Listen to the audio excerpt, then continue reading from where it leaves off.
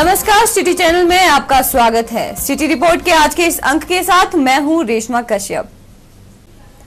मनाली के राजकीय कन्या वरिष्ठ माध्यमिक पाठशाला में युवा सेवा एवं खेल मंत्रालय भारत सरकार की स्कीम के अंतर्गत 5 दिवसीय राष्ट्रीय सेवा शिविर का आयोजन किया जा रहा है, जिसमें मंडी जोन के 129 स्कूलों के 540 विद्यार्थी भाग ले रहे हैं। इस कार्यक्रम का शुभारंभ जिला परिषद अध्यक्ष हरीश चंद्र शर्मा ने किया।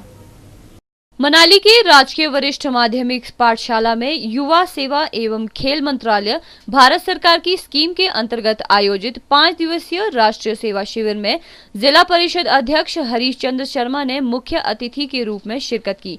अपने संबोधन में उन्होंने कहा कि बच्चों के सर्वांगीण विकास के लिए इस तरह के शिविर अपनी अहम भूमिका निभाते हैं। उन्होंने शिविर में उपस्थित छात्र छात्राओं से नशे से दूर रहने का भी आह्वान किया और स्कूल के ग्राउंड और टॉयलेट के लिए 1.5 लाख रुपए देने की घोषणा भी की।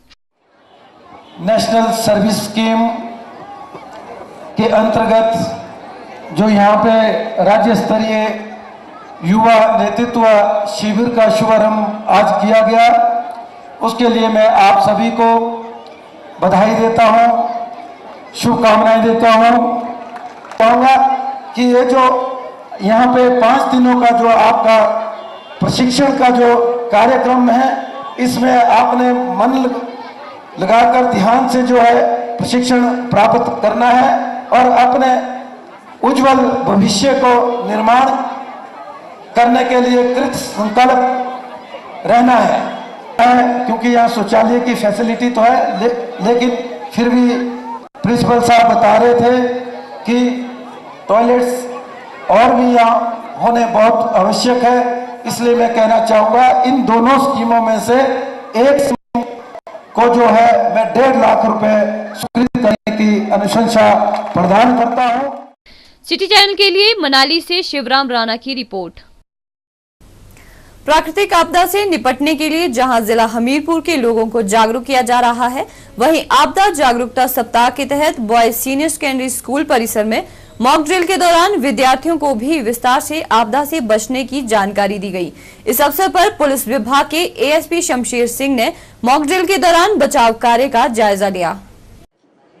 Boys senior secondary school Hamirpur के परिसर में मॉक ड्रिल के दौरान जहां फायर कर्मचारियों और होमगार्ड के जवानों ने भवन की 2री और 3री मंजिल से आपदा से प्रभावित लोगों को बचाने के लिए पूरी तकनीक बताई, वहीं घायल लोगों के उपचार के लिए किस तरह से काम किया जाए, इस पर भी पूरी जानकारी दी गई। आपदा से बचाव के लिए जिला प्रशासन द्वारा पूरी तरह से लोगों को जागरूक करने के लिए जागरूकता अभियान चलाए गए हैं, ताकि कोई भी आपदा आने पर बचाव कार्य में लोगों को दिक्कतें न आए और जानमाल का नुकसान कम से कम हो सके। एएसपी शमशेर सिंह ने बताया कि आपदा जागरूकता सप्ताह के तहत बॉयज सीनियर सेकेंडरी स्कूल परिसर में मॉक ड्रिल के दौरान विद्यार्थियों को विस्तार से आपदा से बचने के लिए जानकारी दी गई और आपदा से बचाव के लिए किस तरह से काम किया जाए, इस पर जवानों ने प्रैक्टिकल तरीके से बचाव कार्य बताए। आज जो है जैसा कि पूरे देश में 13 अक्टूबर से लेकर 18 अक्टूबर तक जो है disaster reduction day risk reduction day मनाया जा रहा है, पूरा वीक मनाया जा रहा है। तो इसके संदर्भ में हमने भी government senior secondary school boys Hamirpur में एक डेमोस्ट्रेशन का आयोजन किया, जिसमें कि फायर्स, होमगार्ड्स, पुलिस और स्कूल प्रशासन ने जो है भरपूर सहयोग किया। इसके माध्यम से हमने डिज़ास्टर से जो होने वाली समस्याएं हैं और आफ्टर डिज़ास्टर जो है रेस्क्यू है, उसको कैसे करना है और उसका जो रिस्क को जो है अपने कैसे रिड्यूस करना है, इस बारे में जो है एक डेमो का आयोजन किया। सिटी चैनल के लिए हमीरपुर से अरविंदर सिंह की रिपोर्ट। हमीरपुर के राष्ट्रीय प्रौद्योगिकी संस्थान एनआईटी पर सीटू ने भ्रष्टाचार के आरोप लगाए हैं। इसे लेकर सीटू ने उपायुक्त के माध्यम से प्रधानमंत्री को ज्ञापन भेजा है। सीटू का आरोप है कि एनआईटी हमीरपुर में सिक्योरिटी व इंटेलिजेंस सर्विस में सेवाएं दे रहे सैकड़ों कर्मचारियों को निर्धारित मापदंडों के अनुसार वेतन नहीं दिया जा रहा है। उन्होंने इस मामले की सीबीआई से जांच करने की मांग की है। सीटू के महासचिव ठाकुर कश्मीर सिंह ने हमीरपुर में पत्रकार वार्ता के दौरान एनआईटी संस्थान में हो रहे घोटाले को लेकर जांच की मांग की। उन्होंने कहा कि सालों से एनआईटी में सेवाएं दे रहे कर्मचारियों का निजी कंपनी द्वारा शोषण किया जा रहा है। उन्होंने SIS सुरक्षा कंपनी और NIT प्रबंधन पर मिलीभगत का आरोप लगाते हुए कहा कि अधिकारियों की मिलीभगत के कारण ही कर्मचारियों का सरेआम शोषण किया जा रहा है, साथ ही श्रम कानूनों की भी धज्जियां उड़ाई जा रही हैं। कश्मीर सिंह ठाकुर ने कहा कि NIT में सुरक्षा कंपनी द्वारा श्रम नियमों की अनदेखी कर कर्मचारियों को वेतन दिया जा रहा है। उन्होंने NIT प्रबंधन पर भी लाखों रुपए का घोटाला किए जाने का आरोप लगाया और कहा कि इस मामले की CBI द्वारा जांच की जानी चाहिए। साथ ही उन्होंने कहा कि NIT हमीरपुर के डायरेक्टर को जांच तक पद से मुक्त किया जाना चाहिए। तो NIT ने पिछले जनवरी में 2013 में कॉन्ट्रैक्ट साइन किया इनके साथ, जिसमें 12,000 कुछ रुपए जो है वो एक सुरक्षा कर्मी को देने हैं पर मंथ देने हैं। परंतु यहाँ जो सिक्योरिटी गार्ड को मिल रहा है वो 6,000 रुपये मिल रहा है। 6,000 रुपये का गोलमाल पर मंथ हो रहा है और तकरीबन 1 लाख रुपए से भी ज़्यादा पर मंथ जो है ये कंपनी और NIT के प्रबंधन की मिलीभगत से जो है पैसा खाया जा रहा है। इसलिए हम ये कहना चाहते हैं कि इसका पूरा एक इंक्वायरी होना चाहिए, CBI का इंक्वायरी होना चाहिए। और आज हम प्रधानमंत्री को भी ज्ञापन सौंपेंगे, ज्ञापन देंगे, मतलब चिट्ठी देंगे और चिट्ठी में ये रिक्वेस्ट करेंगे कि आप CBI से इंक्वायरी करवाओ इसकी और जो घोटाला करने वाले हैं उनके खिलाफ कार्रवाई करो। जब तक ये इंक्वायरी नहीं होती ये जो डायरेक्टर है यहाँ पर मौजूदा, क्योंकि उन्हीं का सारा ये तामझाम है सारा, उनको यहाँ से जो है वो पदमुक्त किया जाए, उनको हटाया जाए यहाँ से, हमारी मांग है। और डायरेक्टर जो है लगातार जो है मजदूरों को दबाने की कोशिश कर रहा है। ये मजदूरों की तरफ से हमने वो इकट्ठा किया है कि कितना वेतन किसको मिलता है, उसका डिटेल हमारे पास है। और जो इन्होंने एग्रीमेंट साइन किया है SIS कंपनी के साथ, उसका कॉपी है हमारे पास कि ये 12,000 रुपये कुछ रुपया जो है वो पर मंथ देंगे। परंतु जो वर्कर का जो वे स्लिप है, उस वे स्लिप में 6,000 रुपये दिया जा रहा है। वो हमारे पास सबूत है सारा, और सबूतों के साथ हम प्रधानमंत्री को ये चिट्ठी लिखेंगे, डायरेक्टर CBI को भी लिखेंगे और SP CBI जो शिमला में बैठते हैं उनको भी लिखेंगे। सिटी चैनल के लिए हमीरपुर से अरविंदर सिंह की रिपोर्ट। वन्यजीव जानकारी एवं व्याख्यान केंद्र मनाली में पहाड़ी बांस ग्रामीण आजीविका में सुधार के लिए एक महत्वपूर्ण संसाधन विषय पर 2 दिवसीय संगोष्ठी का आयोजन किया जा रहा है। इस संगोष्ठी का आयोजन हिमालयन वन अनुसंधान संस्थान शिमला द्वारा बांस तकनीकी सहायता समूह, भारतीय वानिकी अनुसंधान एवं शिक्षा परिषद देहरादून के सहयोग से किया जा रहा है, जिसका शुभारंभ वन अनुसंधान संस्थान देहरादून के निदेशक डॉक्टर PP भोजवैद ने किया। हिमालयन वन अनुसंधान संस्थान शिमला द्वारा बांस तकनीकी सहायता समूह, भारतीय वानिकी अनुसंधान एवं शिक्षा परिषद देहरादून के सहयोग से पहाड़ी बांस ग्रामीण आजीविका में सुधार के लिए एक महत्वपूर्ण संसाधन विषय पर संगोष्ठी का आयोजन मनाली में किया जा रहा है। इस संगोष्ठी का उद्देश्य पहाड़ी बांस प्रजाति के क्षेत्र में कार्य कर रहे वैज्ञानिकों, हिमाचल प्रदेश वन विभाग के अधिकारियों, किसानों एवं अन्य हितधारकों को एक मंच पर लाकर इस प्रजाति की वर्तमान सामाजिक और आर्थिक स्थिति, उत्पादन एवं संरक्षण के लिए उचित प्रबंधन तकनीकों और ग्रामीण आजीविका में इन प्रजातियों के योगदान का अध्ययन करना है। इस मौके पर मुख्य अतिथि डॉक्टर भोजवैद ने कहा कि बांस प्रजाति का ये पौधा पर्वतीय क्षेत्रों में पाया जाता है, घास परिवार से संबंधित है और हिमाचल प्रदेश तथा देश के अन्य पहाड़ी राज्यों के ग्रामीण लोगों की आजीविका में आदिकाल से ही बांस महत्वपूर्ण भूमिका निभा रहा है। इसके अतिरिक्त उन्होंने पहाड़ी बांस की बहुआयामी उपयोगिता व सामाजिक आर्थिक परिवेश में इस संसाधन की महत्वता पर भी प्रकाश डाला। उन्होंने कहा कि पहाड़ी बांस पर आयोजित की जा रही संगोष्ठी निश्चित रूप से इसके संरक्षण व प्रबंधन संबंधी नीतियां तैयार करने के लिए महत्वपूर्ण और दूरगामी सिद्ध होगी। सबसे पहले तो ये अच्छा मटेरियल है, रिसाइक्लेबल मटेरियल है, और जो प्लास्टिक की आइटम है वो प्रदूषण करती हैं, बनाने में भी उनका प्रदूषण होता है, जब उनको ख़त्म करते हैं तभी प्रदूषण होता है। लेकिन इसकी लाइफ को बढ़ाने के लिए इसमें कोई ऐसा गोंद टाइप का, रेजिन टाइप का मटेरियल अगर इसमें डाला जाए जो केमिकल ना हो बल्कि वन से उत्पादित हो, जैसे आपके यहाँ हिमाचल में रेजिन मिलता है, चीड़ से रेजा मिलता है, जो रोज़ा मिलता है, उसी टाइप का कोई प्रोडक्ट हो, तो मैं अपने अनुसंधान संस्थान, जो वन अनुसंधान संस्थान है देहरादून का, और यहाँ के जो साथी वैज्ञानिक हैं उनको ये एक मैं चैलेंज देना चाहता हूँ कि इस तरह का कुछ कार्य करें, रिसर्च करें, शोध करें, जिससे इसकी हम लाइफ बढ़ा सकें। सिटी चैनल के लिए मनाली से शिवराम राणा की रिपोर्ट। चंडीगढ़ यूनिवर्सिटी खंडवा और चंडीगढ़ ग्रुप ऑफ कॉलेजेस ने हिमाचल प्रदेश के विश्वविद्यालयों में पढ़ने वाले इंजीनियरिंग एवं एमसीए के छात्रों को रोजगार दिलाने के लिए प्लेसमेंट कार्यक्रम शुरू किया है। चंडीगढ़ विश्वविद्यालय एवं सीजीसी के तहत चलाए जा रहे इस संयुक्त प्लेसमेंट कार्यक्रम में छात्रों के प्रदर्शन को बेहतर बनाने के लिए विशेष ट्रेनिंग दी जाएगी। चंडीगढ़ विश्वविद्यालय एंड सीजीसी द्वारा चलाए जा रहे संयुक्त प्लेसमेंट कार्यक्रम में छात्रों के प्रदर्शन को बेहतर बनाने के लिए विशेष ट्रेनिंग दी जाएगी। इस संयुक्त कार्यक्रम के तहत देश की नामी कंपनियों में रोजगार दिलाने के लिए ऑनलाइन पंजीकरण की सुविधा प्रदान की जा रही है। ऑनलाइन पोर्टल लॉन्च करते हुए चंडीगढ़ विश्वविद्यालय के उप कुलपति डॉक्टर RS बावा ने कहा कि इससे विद्यार्थियों को भर्ती मुहिमों में शामिल होने के बेहतर अवसर प्रदान किए जाएंगे। घर बैठे ही छात्रों को सभी प्लेसमेंट की जानकारियां दी जाएगी। छात्र यूनिवर्सिटी की वेबसाइट पर रजिस्ट्रेशन भी करवा सकते हैं। उप कुलपति ने बताया कि छात्रों को उद्योगों के हिसाब से प्रशिक्षित करने के लिए चंडीगढ़ विश्वविद्यालय व सीजीसी ने उच्च स्तरीय प्री प्लेसमेंट ट्रेनिंग सेंटर स्थापित किया है, जिसमें विद्यार्थियों को संचार कौशल, चरित्र निर्माण आदि पक्षों में विशेष प्रशिक्षण देकर इंटरव्यू की तैयारी करवाई जाती है। उन्होंने प्रदेश के सभी शिक्षण संस्थानों को आमंत्रित करते हुए कहा कि वो प्रतिभाशाली छात्रों को प्लेसमेंट कार्यक्रम में शामिल होने के लिए प्रेरित करें। हमने हिमाचल से अपना पोर्टल शुरू किया था जॉइंट प्लेसमेंट ड्राइव्स के लिए। तो उसमें मेन कारण ये था कि मेरे पास चंडीगढ़ यूनिवर्सिटी में जो स्टूडेंट्स हैं उसमें से लगभग 20% जो हैं वो हिमाचल प्रदेश के हैं, और हिमाचल प्रदेश के बच्चों ने अभी तक प्लेसमेंट में भी और शिक्षा में, आम शिक्षा में भी बहुत बढ़िया कारगुजारी कर रहे हैं वो। तो इसलिए मुझे लगा कि हमें हिमाचल से ही अपना जो web portal for joint placement करना चाहिए।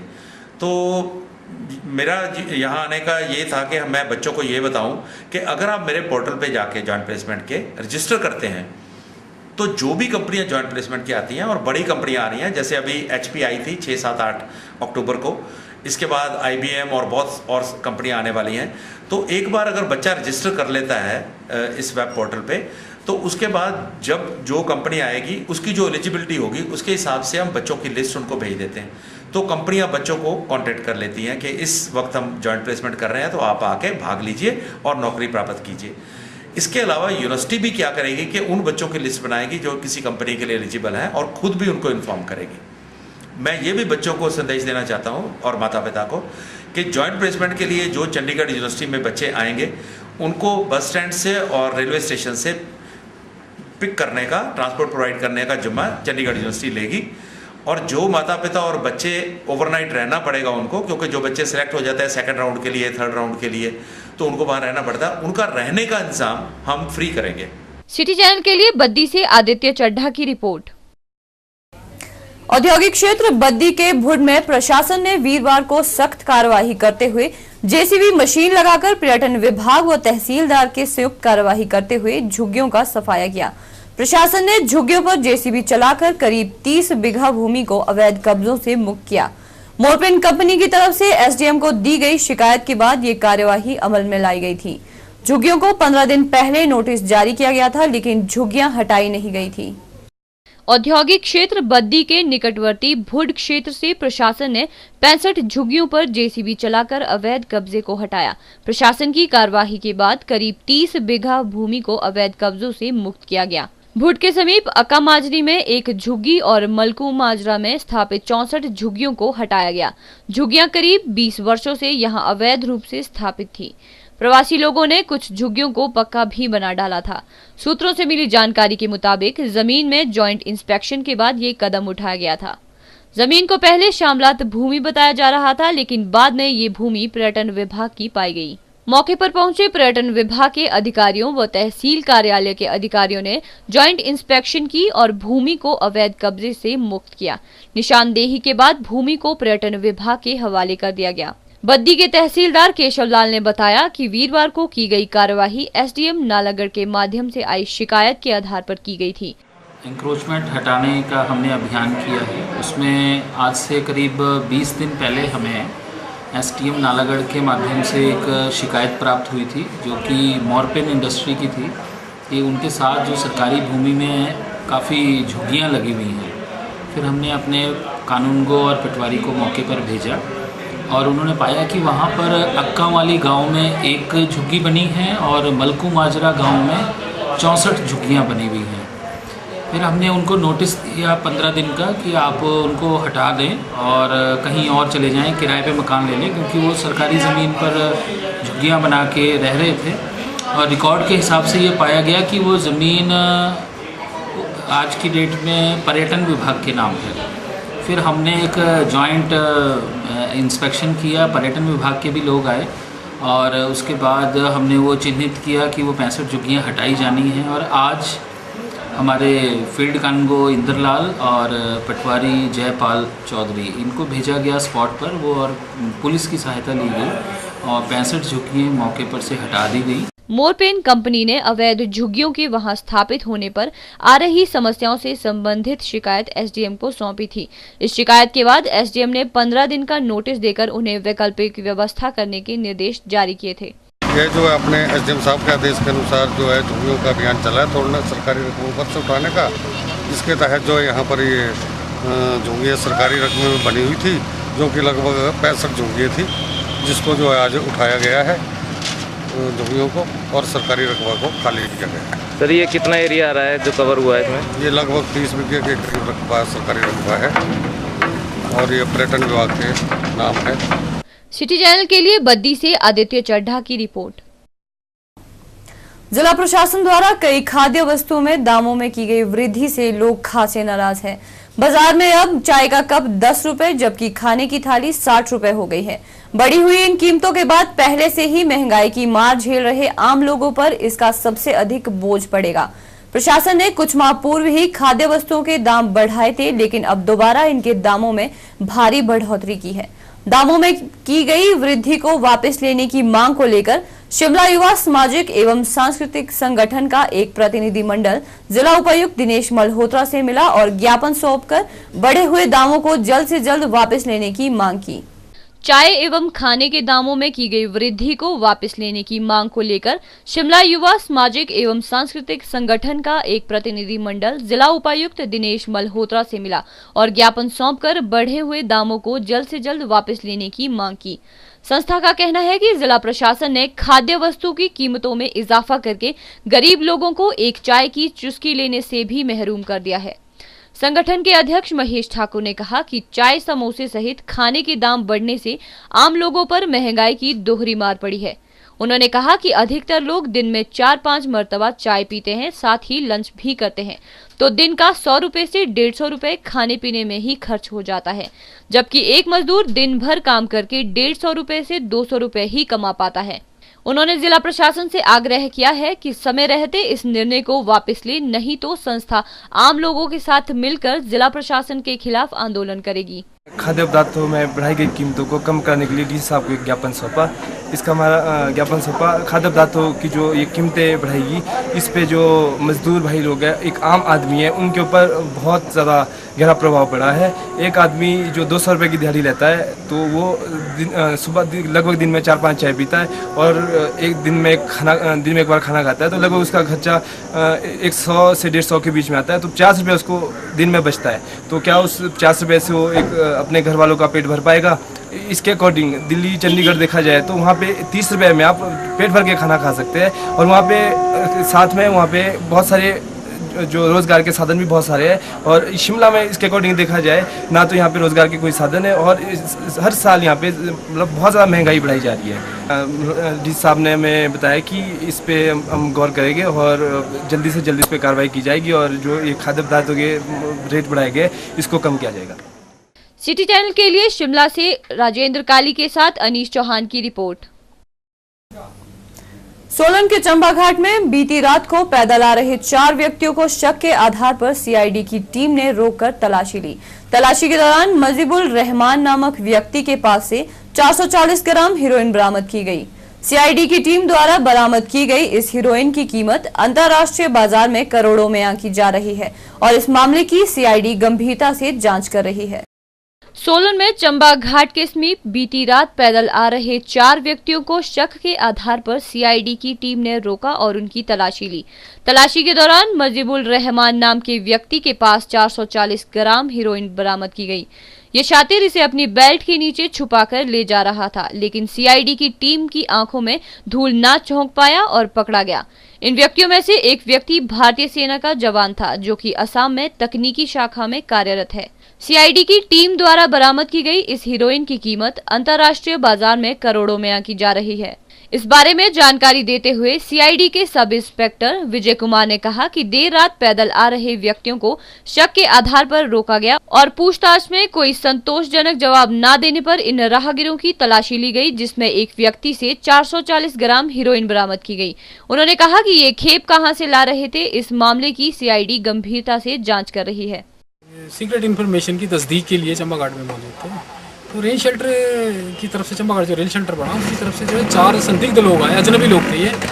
तो इनकी एक्टिविटी से कुछ ऐसा लगा कि ये इनकी शक्ल से भी कुछ ऐसा लगा कि कुछ बाहर के लोग हैं। तो इनसे इनके नाम पता पूछे। मेरे साथ जो मेरे स्टाफ की ये सभी जो है अभी ये सभी स्टाफ मेरे साथ थे। तो इसके जो नाम पते पूछे तो हिंदी में स्पष्ट अपने आप मतलब वो नहीं बता पा रहे थे। तो कुछ और शक होने पर जो है इनकी तलाशी ली, तो जेब से जो है एक लड़के की जेब से जो आर्मी का आई कार्ड निकला, उसका नाम जो पाया गया उसमें मुजीबुर रहमान पाया गया। तो इसके साथ 3 लड़के और थे। तो मुजीबुर रहमान कुछ बाद में जब लड़कों का नाम पूछने के बाद जब मुजीबुर रहमान को कुछ पूछने लगे तो वो वहाँ से स्लिप होने की कोशिश करने लगा। तो उसको जो है शक हुआ हमारे को, तो उसकी तलाशी ली। उसके बेल्ट की जगह जो कमरे के नीचे जो है उसने कुछ अपने हाथों से कुछ छुपा रहा था। तो उसको उठा के देखा तो वहाँ पर एक प्लास्टिक का जो पॉलिथीन का लिफाफा था, उसके अंदर जो है जब देखा तो पीले जैसे रंग का कोई पदार्थ था जो दानेदार और पाउडर के रूप में था। तो जब उसको खोल के देखा तो उसमें कुछ ऐसी सुगंध थी कि जो मादक पदार्थ लग रहा था। तो हमारे पास जो ड्रग डिटेक्शन किट है उससे हमने जब उसको टेस्ट किया तो वो पता लगा कि वो जो है हीरोइन है। तो उसको तोला तो वो 440 ग्राम जो है हीरोइन निकली है। तो इसको जो है हमने हीरोइन को FSL के लिए भेज दिया गया। उन चारों को जो है अरेस्ट कर लिया है, उनको आज कोर्ट में पेश किया जाएगा। सिटी चैनल के लिए सोलन से दयाराम कश्यप के साथ सोम मेहता की रिपोर्ट। शिमला के Rohru glory international public school द्वारा वीरवार को वार्षिक महोत्सव एवं पारितोषिक वितरण समारोह मनाया गया। इस कार्यक्रम में लोक निर्माण विभाग के मुख्य संसदीय सचिव विनय कुमार ने बतौर मुख्य अतिथि शिरकत की। कार्यक्रम में छात्र छात्राओं ने योग, पहाड़ी डांस, पंजाबी डांस व अन्य कार्यक्रम प्रस्तुत कर दर्शकों व मुख्य अतिथि को मंत्रमुग्ध कर दिया। Glory international public school Rohru ने अपना वार्षिक महोत्सव और पारितोषिक वितरण समारोह मंगलम हर्षोल्लास के साथ मनाया। इस मौके पर छात्र छात्राओं ने योग, पहाड़ी डांस, पंजाबी डांस और फिल्मी डांस कर दर्शकों का खूब मनोरंजन किया।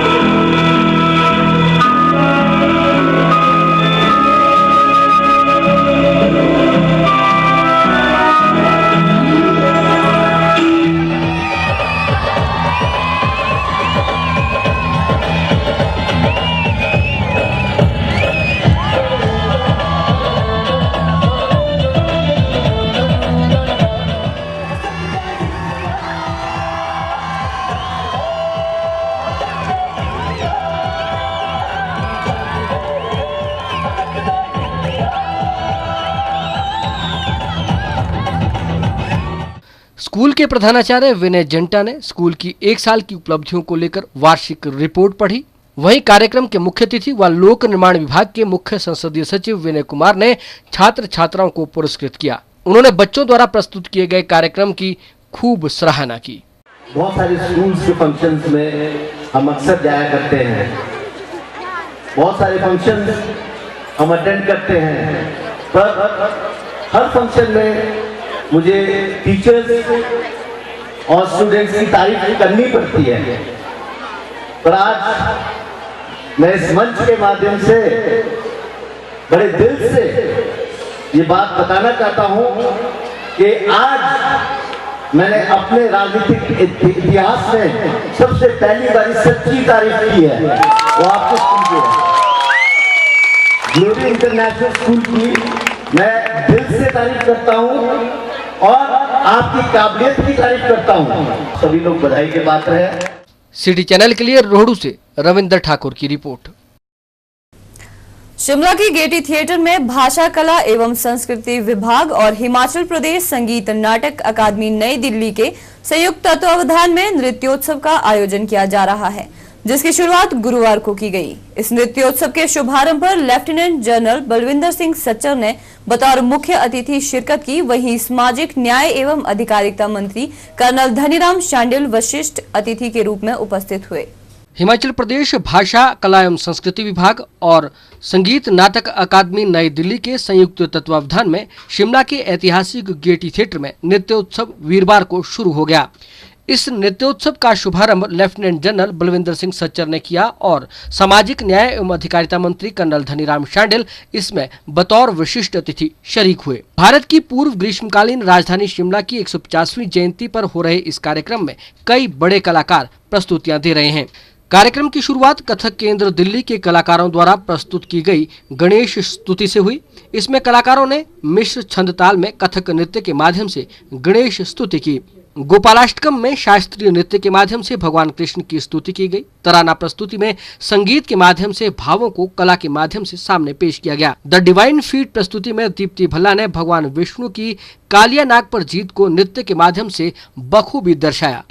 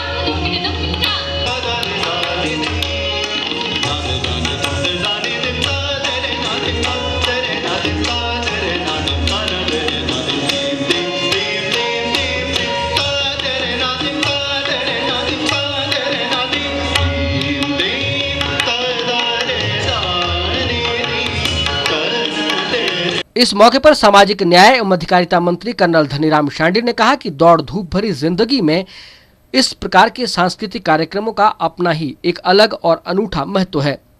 उन्होंने कहा कि किसी भी व्यक्ति के व्यक्तित्व में संतुलन लाने के लिए भाषा एवं संस्कृति विभाग की ये अच्छी पहल है। मेरा मानना है कि आजकल की दौड़ धूप की जिंदगी में, जिसमें बहुत से कठिन परिश्रम भी हैं और बड़ी कठिन यात्राएं भी हैं और बड़ा अध्ययन का कार्य है, कहीं राजनीति का कार्य, मैं समझता हूँ इस प्रकार के वातावरण में इस प्रकार के सांस्कृतिक कार्यक्रम का अपना ही एक महत्व है और अनूठा अनुभव है। मैं समझता हूँ किसी भी व्यक्तित्व के निखार के लिए, अपने व्यक्तित्व में संतुलन लाने के लिए, अपने चिंतन में थोड़ी सी संस्कृति की भावना को पैदा करने के लिए ये गेटी थिएटर का एक, मैं समझता हूँ हमारी भाषा और संस्कृति विभाग ने बहुत अच्छा आयोजन आरंभ किया है, जिसमें इस प्रकार के खासकर भारतीय नृत्य कला केंद्र के और ये अकादमी के जो लोग आते रहते हैं, इससे मैं समझता हूँ न केवल शिमला की जो ये अच्छी जनता है जो प्यार करती है इनसे, उनको बल्कि इस प्रकार के कार्यक्रम में समझता हूँ हर लेवल तक जाने चाहिए, गांव तक जाने चाहिए, कस्बों तक जाने चाहिए और जहाँ पर ज़्यादा मैं समझता हूँ दिमाग का काम होता है, जहाँ पर ज़्यादा कठिन आदमी को काम करना होता है, उससे थोड़ा सा राहत लें लोग अपनी संस्कृति को, अपने म्यूज़िक को, अपने डांस और ड्रामा के इन कलाकारों को सुने देखें तो मैं समझता हूँ इससे एक अच्छा वातावरण भी पैदा होगा और व्यक्तित्व में मैं समझता हूँ जो कि कहते हैं स्वर ही ईश्वर है, एक नम्रता, एक अपने में अच्छी सहिष्णुता और कलाकारों कृतियों की तरफ अपनी अच्छी भावना पैदा होती है। शिमला के ग्रीष्मकालीन राजधानी के 150 वर्ष पूरे होने के उपलक्ष्य में आयोजित किए गए इस नृत्य उत्सव के लिए ऐतिहासिक डी थिएटर की सजावट पर भी विशेष ध्यान दिया गया है। विभाग द्वारा नृत्य उत्सव के लिए विशेष रूप से तैयारियां की गई है, जिससे इस नृत्य उत्सव कार्यक्रम को सफलतापूर्वक द्वारा किया जा सके। कैमरा पर्सन राजेंद्र काली के साथ अनीश चौहान। बुशहर खेल एवं सांस्कृतिक क्लब रोहड़ू ने शुक्रवार को हिमाचल प्रदेश के युवा कांग्रेस अध्यक्ष विक्रमादित्य सिंह के जन्मदिन पर रोहड़ू के सिविल अस्पताल में मुफ्त चिकित्सा शिविर लगाया, जिसमें रोगियों की भारी भीड़ जुटी। इस शिविर में आए आईजीएमसी के 23 डॉक्टरों ने रोगियों की जांच की और दूर दराज से आए रोगियों को मुफ्त दवाइयां भी बांटी। युवा कांग्रेस के प्रदेशाध्यक्ष विक्रमादित्य सिंह के जन्म दिवस पर बुशहर खेल एवं सांस्कृतिक क्लब रोहड़ू ने मुफ्त चिकित्सा शिविर के साथ साथ रक्तदान शिविर का आयोजन भी किया, जिसमें बड़ी संख्या में लोगों ने रक्तदान किया। इन शिविरों का शुभारंभ लोक निर्माण विभाग के मुख्य संसदीय सचिव विनय कुमार ने केक काटकर किया। इस मौके पर विनय कुमार ने कहा कि विक्रमादित्य सिंह के जन्म दिवस पर मुफ्त चिकित्सा शिविर का आयोजन किया जा रहा है और लोग इसका फायदा उठाएं।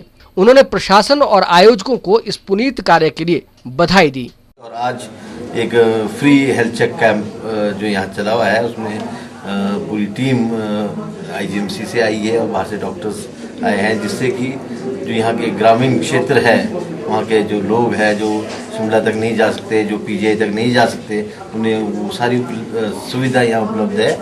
आईजीएमसी के डॉक्टर राजीव ने कहा कि यहाँ मुफ्त चिकित्सा शिविर लगाया गया है, जिसमें विभिन्न रोगों से संबंधित चिकित्सक भाग ले रहे हैं।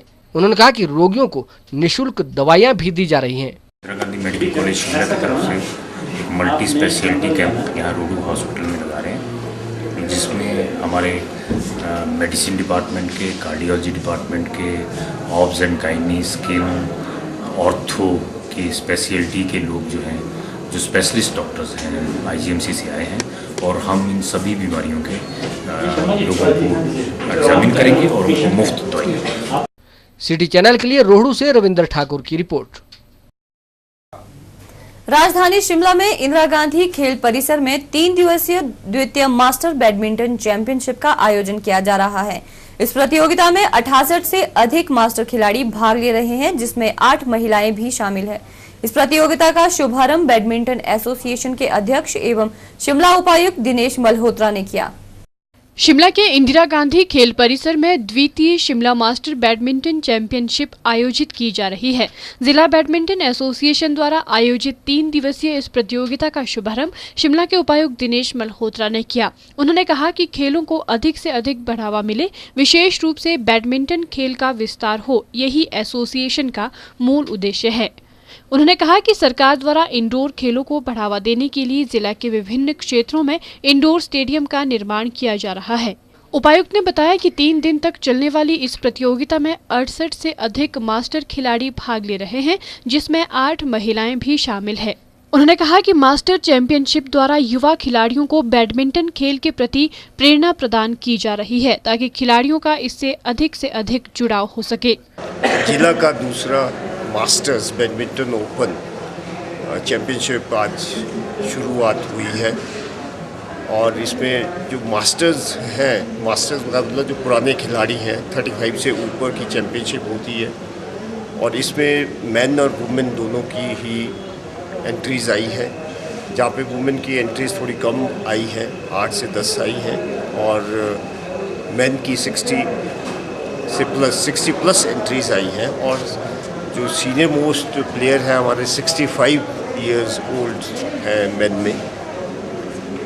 बैडमिंटन एसोसिएशन की, जिला बैडमिंटन एसोसिएशन की हमेशा ये कोशिश रही है कि स्पोर्ट्स को ज़्यादा से ज़्यादा बढ़ावा दिया जाए और बैडमिंटन को पॉपुलर किया जाए।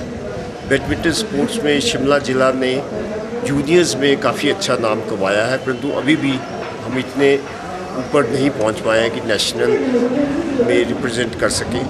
इस मौके पर एसोसिएशन के उपाध्यक्ष विजय थौटा ने कहा कि इस प्रतियोगिता में 68 प्रतिभागी भाग ले रहे हैं। उन्होंने कहा कि प्रतियोगिता आयोजित करने का उद्देश्य बच्चों को इस खेल के प्रति जागरूक करना है, साथ ही महिलाओं को इस बैडमिंटन खेल के साथ जोड़ना है।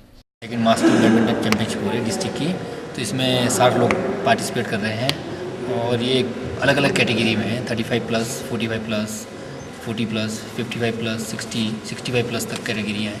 इसमें सिंगल डबल्स दोनों इवेंट होंगे।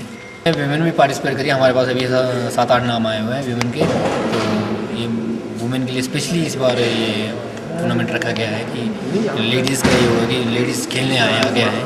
मास्टर बैडमिंटन इसलिए होगा कि नेशनल भी चैंपियनशिप होती है, स्टेट में भी होती है, तो इसलिए हमारे को भी मास्टर चैंपियनशिप करानी पड़ेगी जो आगे नेशनल में, स्टेट में पार्टिसिपेट करे, नेशनल में पार्टिसिपेट करे, तो इसी से ही आगे जाएंगे।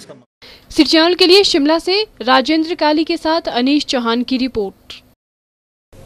भारत पाक व्यापारिक संबंधों का प्रतीक रामपुर में मनाया जाने वाला अंतर्राष्ट्रीय लवी मेला 11 नवंबर को शुरू होगा।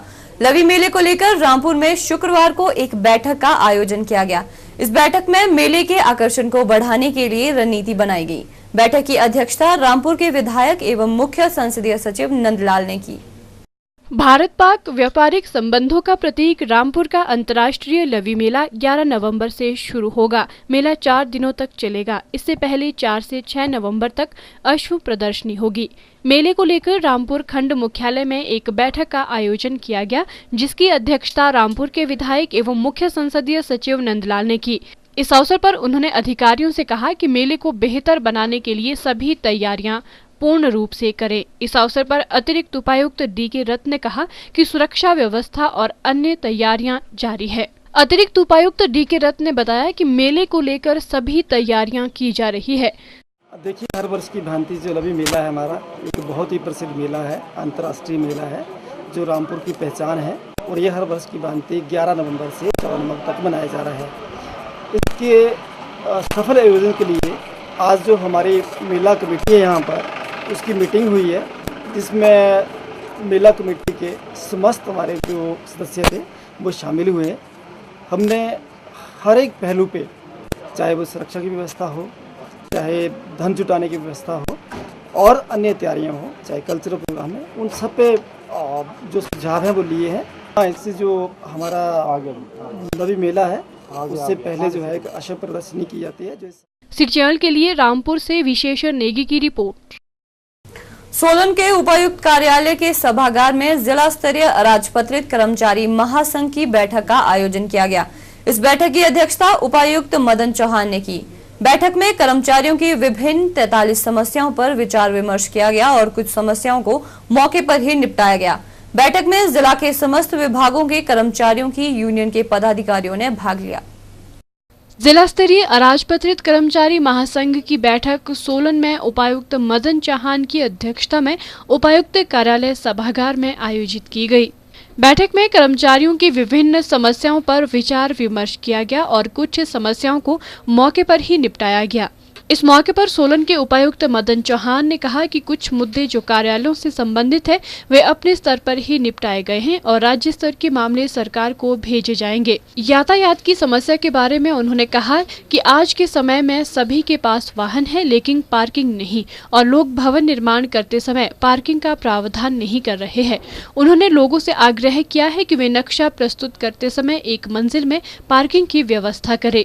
बताते हुए बड़ी खुशी हो रही है कि ये बैठक सोलन ज़िला में जनवरी 12 के बाद पहली बार हो रही है और आज इसमें ज़िला के सभी अधिकारी यहाँ पे लगभग मौजूद रहे हैं। सभी की मांगों को जो है वो विस्तृत विचार किया है। लगभग जो है 45 आइटम्स थी इनकी, जिसके ऊपर मदवार विचार किया गया और सभी विभागाध्यक्षों ने इसमें पूर्णतया सहयोग दिया है। बहुत सारी चीज़ों का निपटारा जो जिला स्तर से संबंधित था यहीं पे कर दिया गया है। कुछ एक मांगे हैं जिसे सरकार के स्तर पे निर्धारित करना है, जिनका फैसला सरकार के स्तर पे होना है और वो तुरंत जो है सरकार के ध्यानार्थ लाई जाएगी। मैं यही कह सकता हूँ कि ये बहुत ही सौहार्दपूर्वक बैठक रही है और इस तरह की बैठकों का जो है भविष्य में भी आयोजन किया जाता रहेगा। जिला अराजपत्रित कर्मचारी महासंघ के अध्यक्ष जीतराम कश्यप ने कर्मचारियों की विभिन्न मांगों को बैठक में रखा और सभी का धन्यवाद भी किया। सिटी चैनल के लिए सोलन से दयाराम कश्यप के साथ सोम मेहता की रिपोर्ट। शिमला के उत्कृष्ट शिक्षा केंद्र राजकीय महाविद्यालय संजौली में हिमाचल प्रदेश विश्वविद्यालय की तरफ से अंतर महाविद्यालय यूथ फेस्टिवल के ग्रुप 3 का आयोजन किया जा रहा है। इस प्रतियोगिता में प्रदेश भर के 45 महाविद्यालय भाग ले रहे हैं। प्रतियोगिता का शुभारंभ वीरवार को हिमाचल प्रदेश विश्वविद्यालय के खेल और संस्कृति विभाग के निदेशक रमेश चौहान ने किया और समापन प्रदेश के मुख्यमंत्री वीरभद्र सिंह द्वारा किया जाएगा। शिमला के उत्कृष्ट शिक्षा केंद्र राजकीय महाविद्यालय संजौली में हिमाचल प्रदेश विश्वविद्यालय की तरफ से आयोजित अंतर महाविद्यालय यूथ फेस्टिवल ग्रुप 3 का शुभारंभ वीरवार को हिमाचल प्रदेश विश्वविद्यालय के खेल और सांस्कृतिक विभाग के निदेशक रमेश चौहान ने किया। इस प्रतियोगिता में 45 महाविद्यालयों के छात्रों द्वारा भारतीय शास्त्रीय नृत्य, लोक नृत्य व सांस्कृतिक नृत्य पेश किए गए।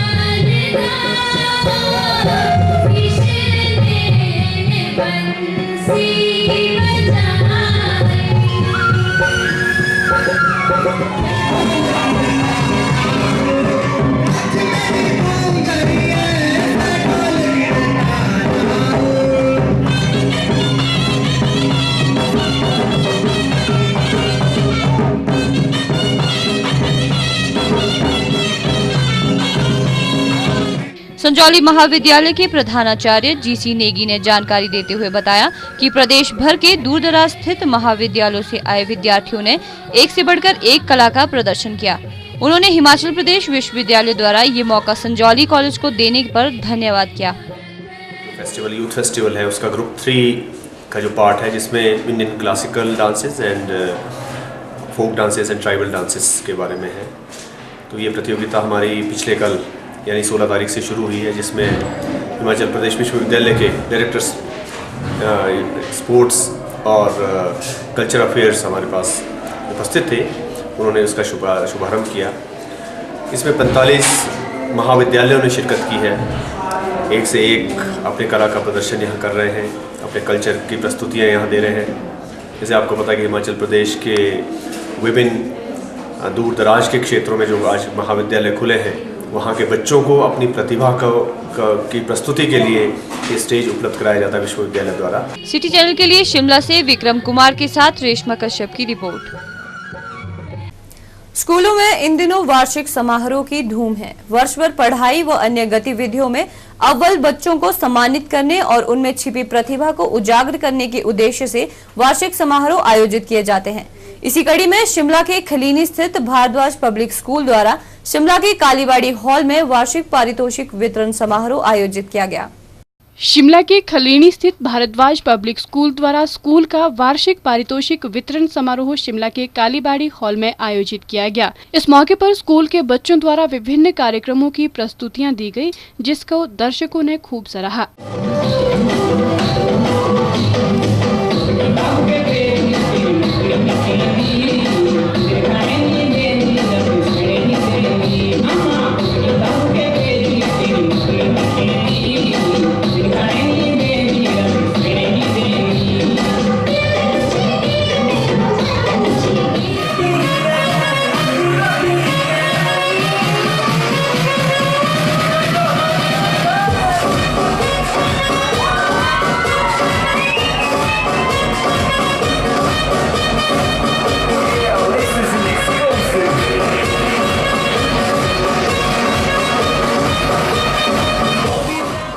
कार्यक्रम में विश्वकर्म सभा मंडी के महासचिव HM भारद्वाज ने बतौर मुख्य अतिथि शिरकत की। इस मौके पर स्कूल की प्रिंसिपल मीना भारद्वाज ने जानकारी देते हुए कहा कि स्कूल में बच्चों को गुणवत्ता युक्त शिक्षा प्रदान करने के साथ साथ व्यवहारिक ज्ञान भी दिया जाता है और उनकी खेलकूद व सांस्कृतिक गतिविधियों में भागीदारी सुनिश्चित की जाती है। Activities function, annual day prize distribution function.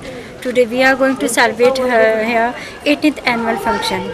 This school was established at 16th May 1969 and all the students prepared very well. There are so many activities as like cultural activities, social activities, and one act play as like Kanya Bhrun Hatya and discipline and other activities. And the school is a place where the students learn so many activities as like idols and sports and yogas and other extras.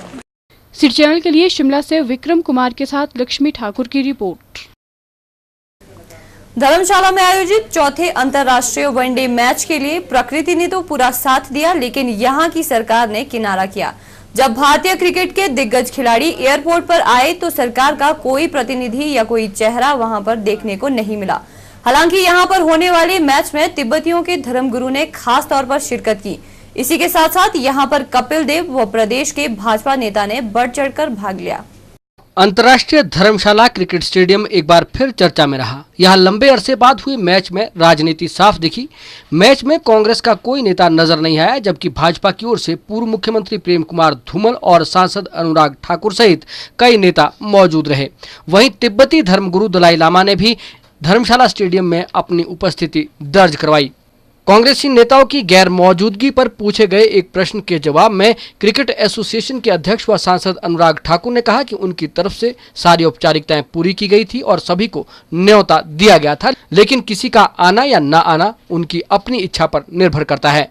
देखिए, हर किसी का अपना interest game में है। कुछ लोग cricket देखना पसंद करते हैं, कुछ नहीं पसंद करते। कुछ लोगों की व्यस्तताएं रहती हैं।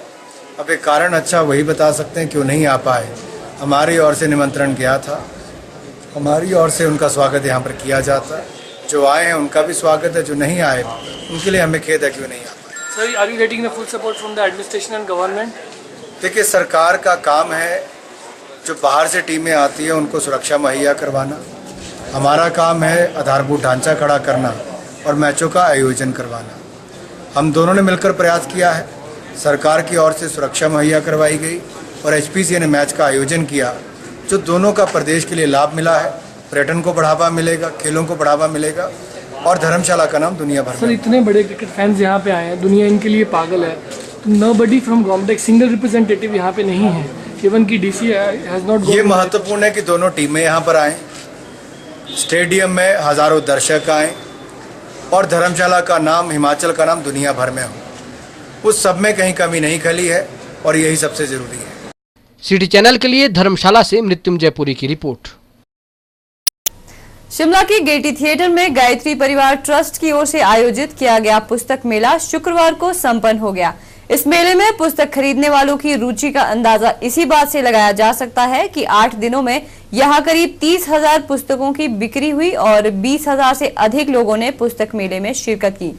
गायत्री परिवार ट्रस्ट के संस्थापक पंडित श्रीराम शर्मा द्वारा रचित इन पुस्तकों को मिले पाठकों के रुझान से ट्रस्ट काफी उत्साहित है। वर्ष 2010 की तरह इस वर्ष भी गायत्री परिवार ट्रस्ट की ओर से शिमला में आयोजित किए गए पुस्तक मेले में लोगों ने गहरी रुचि दिखाई। गायत्री परिवार ट्रस्ट शिमला द्वारा युग पुरुष पंडित श्रीराम शर्मा आचार्य द्वारा लिखित पुस्तकों का प्रदर्शनी मेला 10 अक्टूबर से गेटी हॉल में लगाया गया था। इस प्रदर्शनी में 940 शीर्षकों की लगभग 30,000 पुस्तकें प्रस्तुत की गई थी, जिसमें अधिकतर पुस्तकें अध्यात्म से जुड़ी थी। इस प्रदर्शनी का समापन गायत्री परिवार ट्रस्ट शिमला के मुख्य ट्रस्टी वीके भटनागर द्वारा किया गया। इस मौके पर गायत्री परिवार ट्रस्ट शिमला के मीडिया प्रभारी जयराम शर्मा और अन्य पदाधिकारी भी मौजूद रहे। वीके भटनागर ने कहा कि आज समाज में लगातार आ रही विकृति को अच्छी पुस्तकों के माध्यम से ही दूर किया जा सकता है और गायत्री परिवार इसी उद्देश्य की पूर्ति के लिए इस तरह के पुस्तक मेले आयोजित करता है। इस मेले का मकसद ये था कि समाज में जो विकृति आ रही है उसको बदला जाए और सबसे अच्छा माध्यम बदलने का है कि लोगों के विचार बदल दिए जाए। विचार बदलने के लिए अच्छी पुस्तकें होना बहुत आवश्यक है, इसलिए हमने अच्छी पुस्तकें यहाँ उपलब्ध कराई। लोगों के विचार बदलेंगे और जो हमारी सामाजिक समस्या है वो कम होंगी। सिटी चैनल के लिए शिमला से विक्रम कुमार के साथ राकेश शर्मा की report. Wild life conservative society और हिमाचल प्रदेश वन्य प्राणी विभाग के संयुक्त तत्वावधान में मानव तेंदुआ संघर्ष विषय पर मीडिया वर्कशॉप का आयोजन किया गया। एक दिवसीय इस कार्यशाला में मानव और तेंदुओं के बीच संघर्ष प्रबंधन पर चर्चा की गई। इस दौरान वक्ताओं ने ये जानकारी भी सामने रखी कि मानव बेशक तेंदुए के नाम से भयभीत रहता है, पर असल में ये जंगली जीव शर्मीले स्वभाव का होता है और जंगलों में जंगली जानवरों के अभाव में ही तेंदुआ शहर की तरफ रुख करता है। तेंदुए जैसे बेहद खतरनाक जानवर का नाम सुनते ही सभी के जहन में खौफ भर जाना स्वाभाविक है, लेकिन ये जानवर अपने स्वभाव से शर्मीला होता है और मानव अगर गलती ना करे तो ये इंसानों को नुकसान नहीं पहुंचाता। शिमला में वाइल्ड लाइफ कंजर्वेटिव सोसाइटी और हिमाचल प्रदेश वन्य प्राणी विभाग के संयुक्त तत्वावधान में आयोजित मीडिया वर्कशॉप में इस बात का खुलासा किया गया। वाइल्ड लाइफ कंजर्वेटिव सोसाइटी पिछले काफी सालों से तेंदुए और मानव के बीच होने वाले संघर्ष पर अध्ययन करती आ रही है, जिसके बाद संस्था ने तेंदुए के असल स्वभाव जैसे कई चौंका देने वाले खुलासे किए हैं। संस्था के मुताबिक तेंदुआ ज्यादातर ग्रामीण इलाकों में पालतू पशुओं को अपना शिकार बनाता है। संस्था का कहना है कि इन पशुओं को बचाने के लिए रात के समय ये सुनिश्चित बनाया जाना चाहिए कि पशुशाला में तेंदुआ दाखिल न हो सके। वहीं इस दौरान ये बात भी सामने आई कि अगर तेंदुए को छेड़ा ना जाए तो तेंदुआ कभी भी मानव पर हमला नहीं करता। कार्यशाला में तेंदुए को लेकर कई और बातों का खुलासा किया गया। मसलन तेंदुए का अपना एक चिन्हित स्थान होता है जिससे वे भली भांति परिचित होते हैं। वहीं अगर वन्य प्राणी विभाग तेंदुए को उसके क्षेत्र से बाहर निकाल दे तो उसी जगह पर दूसरे नए तेंदुए अपना घर बना लेते हैं। नया स्थान होने के कारण तेंदुआ पहले से कई ज्यादा समस्या उत्पन्न करते हैं। इसके अलावा ग्रामीण इलाकों के आसपास तेंदुए के भोजन यानी जंगली जानवरों को बचाए रखना, तेंदुए दिखने पर उसे खुद पकड़ने का प्रयास न करना जैसी कई अन्य सावधानियों का भी जिक्र किया गया। यहाँ पर जो लेपर्ड का प्रश्न है, हमारे लेपर्ड का सेंसस तो नहीं हुआ है, पर जो यहाँ इनका संख्या है काफ़ी अच्छी इसमें तादाद में है। हमारे लेपर्ड बढ़ रहे हैं, पर वो इसलिए बढ़ रहे हैं क्योंकि जो दूसरा हमारा इनका जो भोजन है उसकी भी संख्या जंगलों में बढ़ रही है। जहाँ तक शिमला में प्रश्न है, कई बार आता है कि लेपर्ड आ रहा है, नज़र आ रहा है, ये अक्सर मानव को या किसी भी इंसान पर हमला नहीं करता, कभी अटैक नहीं करता। वो सिर्फ अपने बचाव के लिए ही वो इंसानों पर झपट सकता है, अदरवाइज़ अगर उसको छेड़ा ना जाए तो लेपर्ड कभी कुछ नहीं करता। लेपर्ड का जो फूड है उसका तो यही है जो वाइल्ड में होता है, कोई जो यहाँ पर होती है गोरल है, कक्कड़ होता है, रैबिट होता है और जो दूसरे फेजेंट्स होते हैं, इन पर अपना निर्वाह करता है। या हमारा जो कुत्ते हैं, कुत्ते खास करके शिमला में बहुत हो गए हैं, कुत्तों की वजह से कई बार ये अक्सर शिमला की ओर, शहर की ओर अपना वो मूव करता है। और अगर हमारे कुत्तों की संख्या पर थोड़ा अंकुश लग जाए तो मुझे नहीं लगता कि शिमला शहर की ओर ये तेंदुआ आएगा। अभी हमारे जो अश्विनी शर्मा है बड़ा गांव के, इन्होंने बहुत अच्छी एक पिक्चर दिखाई है लेपर्ड पर। एक मादा तेंदुआ है जो कि शिमला के नज़दीक काफ़ी अरसे से रह रही है, कोई लगभग इसके मुताबिक 2002 से रह रही है। 3 कब्स भी है, अब शायद और भी हो गए होंगे। तो वो अपने सिर्फ उसी जंगल में रहती है, अपनी टेरिटरी में रहती है, कभी इंसानों को छेड़ने के लिए नहीं। कुल मिलाकर इस कार्यशाला में ये बात सामने आई कि तेंदुए जैसा जीव इंसानों पर बेवजह हमला नहीं करता। वहीं अगर इसके खौफ को कम करना है तो मानव को जंगलों में रहने वाले जंगली जीवों के संरक्षण के प्रति गंभीर होने की जरूरत है, ताकि अपने भोजन की तलाश में इस जानवर को आबादी की तरफ रुख करने से रोका जा सके। सिटी चैनल के लिए शिमला से राजेंद्र काली के साथ अनीश चौहान की रिपोर्ट। युवा कांग्रेस के प्रदेशाध्यक्ष विक्रमादित्य सिंह के जन्म दिवस के मौके पर प्रदेश भर में विभिन्न कार्यक्रम आयोजित किए गए।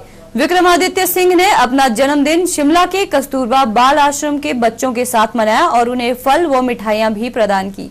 प्रदेश युवा कांग्रेस के प्रदेशाध्यक्ष विक्रमादित्य सिंह के 25वें जन्म दिवस के मौके पर उनकी निजी आवास हॉली लॉज में दिन भर बधाई देने वालों का तांता लगा रहा। कांग्रेस से जुड़े, खासकर युवा कांग्रेस से जुड़े कार्यकर्ता विक्रमादित्य को बधाई देने पहुंचे। उनके जन्म दिवस के मौके पर प्रदेश भर में भी कई कार्यक्रम आयोजित किए गए। विक्रमादित्य सिंह ने अपना जन्मदिन सादे तरीके से कस्तूरबा बाल आश्रम के बच्चों के साथ मनाया और उनके साथ अपनी खुशी साझा की। उन्होंने बाल आश्रम के बच्चों के साथ काफी समय व्यतीत किया। इस दौरान बच्चों को फल व मिठाइयां भी वितरित की।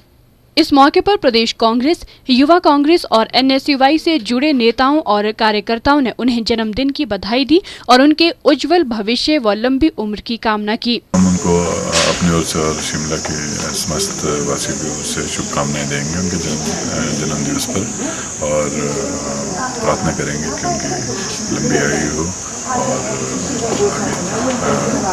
आगे हर किस्म की खुशियाँ हों। और आज बहुत अच्छा मतलब कार्यक्रम है उनका कि यहाँ पे अनाथ आश्रम में आए हैं और बच्चों के बीच वो अपना बर्थडे सेलिब्रेट करने आए हैं। ये और यहाँ की जो प्रॉब्लम पे है वो भी सुनेंगे, यहाँ पे कुछ एक प्रॉब्लम है उनको भी आज वो आके खुद यहाँ पे सुनेंगे और इस शुभ दिन पे ये एक बहुत ही शुभ कार्यक्रम माना जाएगा। सबसे पहले तो हमारे युवा परिषद प्रदेशाध्यक्ष को उनके जन्मदिन पर उनको मैं बहुत बहुत बधाइयाँ देना चाहूँगा। और आज उनका एक कार्यक्रम है जो उन्होंने अपना कार्यक्रम जो है अपने जो हमारे यहाँ के अनाथ बच्चे हैं उनके बीच बनाने का जो प्रोग्राम बनाया था। और ये जो है काफ़ी अच्छा जो है ये प्रोग्राम है। इससे एक तो यहाँ के जो हमारे अनाथ बच्चे हैं इनका उत्साह बढ़ेगा और इस तरह यहाँ आकर वही जो यहाँ की समस्याएं हैं जो यहाँ के बच्चे और यहाँ का स्टाफ जो फेस कर रहा है उनका भी वो निश्चित तौर पे कोई ना कोई हल करेंगे। और मैं एक बार उन्हें फिर से बहुत बहुत मुबारक। यूथ कांग्रेस अध्यक्ष विक्रमादित्य जी का जन्मदिन यहाँ बाल आश्रम में कस्तूरबा गांधी में मना रहे हैं और आशा है और भगवान से हम प्रार्थना करते हैं कि उनकी आयु दीर्घ हो और वह बड़ी बड़ी उपलब्धियां करे और प्रदेश में विकास की ओर अग्रसर होकर जनहित में कार्य करे। विक्रमादित्य सिंह ने उन्हें बधाई देने वाले सभी प्रदेशवासियों का आभार व्यक्त किया। उन्होंने कहा कि कस्तूरबा आश्रम के बच्चों के साथ साझा किए इन पलों ने उन्हें खुशी की अनुभूति दी है। विक्रमादित्य सिंह ने कहा कि युवा कांग्रेस का सबसे बड़ा मकसद प्रदेश के युवाओं को सरकार की ओर से चलाई जा रही योजनाओं का लाभ पहुंचाना है और इसके लिए वे प्रयासरत हैं। आज मेरे जन्मदिन पर मुझे बड़ी खुशी हुई है कि मैंने आज अपना पूरा दिन जहाँ प्रदेश के समस्त युवाओं ने शुभकामनाएं दी और उनके और प्रदेशवासियों ने शुभकामनाएं दी, उनका जिन्होंने जो मान सम्मान जो प्यार मुझे दिया है उसके लिए मैं तहे दिल से सभी का धन्यवाद करता हूं। और उसके साथ ही आज मैंने जो दिल्ली में हमारा डेफ एंड डम स्कूल है और हॉस्टल है और उसके साथ जो यहाँ पे ये पोर्टमोर में कस्तूरबा गांधी अनाथ आश्रम है, यहाँ पर आके जो हमारे बच्चे हैं उनके बीच आकर अपनी खुशी इन सभी के साथ जाहिर करी है। मुझे बड़ा अच्छा लगा इन सब के बीच में आकर। ये केवल एक अवसर ही ऐसा एक अवसर होता है, मगर इसके अलावा भी मैं समय समय पर यहाँ पर इनकी समस्याओं को जानने के लिए, इनकी दुखों को जानने के लिए और इनकी खुशी में शामिल होने के लिए समय समय पर यहाँ पे आता रहता हूँ। क्योंकि हमारे लिए तो सब है, हमारा परिवार हमारे लिए खड़ा है, मगर ये जो बच्चे जो अलग अलग चीज़ों से ग्रस्त हैं और जिनके ऊपर अपने माँ बाप का साया नहीं है, उनको भी हम इस दिन में एहसास दिलाना चाहते हैं कि वो भी हम सबका एक परिवार है। सिटी चैनल के लिए शिमला से राजेंद्र काली और अनीश चौहान के साथ लक्ष्मी ठाकुर की रिपोर्ट। सिटी रिपोर्ट के आज के इस अंक में बस इतना ही। प्रदेश भर की जानकारी के लिए देखते रहिए सिटी चैनल। नमस्कार।